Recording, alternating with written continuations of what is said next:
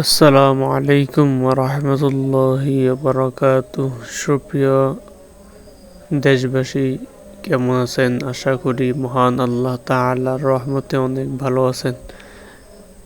তো আপনারা আমার চ্যানেল যে যেখান থেকে দেখছেন অবশ্যই একটি লাইক করবেন, কমেন্ট করবেন, শেয়ার করবেন, সাবস্ক্রাইব করে পাশে থাকবেন নতুন ভিডিও পেতে। তো আমি আজকে যে আমলটি নিয়ে হাজির হয়েছি,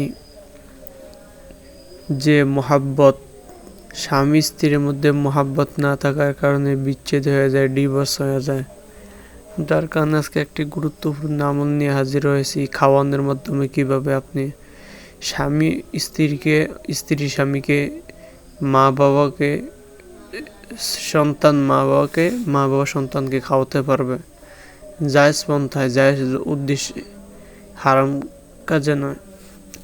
তো আমি কত দীর্ঘায়িত লম্বা না করে মূল আলোচনায় চলে যাই। এই কাজটি একমাত্র হালাল পন্থায় প্রয়োগ করতে হবে, হারাম পন্থায় করলে আপনার ক্ষতি হবে।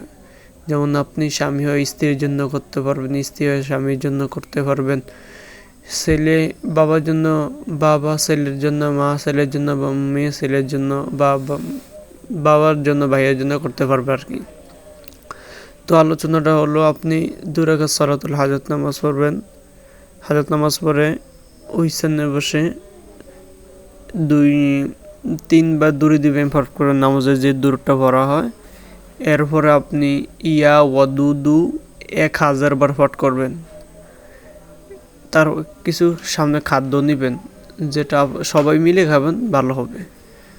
কিছু খাদ্যের মধ্যে ইয়া ওয়াদুদু 1000 বার পরে ফুট দিবেন। এরপর আপনি আবার 3 বার দুরূদ শরীফ পড়বেন। ইনশাআল্লাহ এইভাবে খাওয়াতে থাকবেন, ইনশাআল্লাহ আপনি ফলাফল পেয়ে যাবেন অতি শীঘ্রই।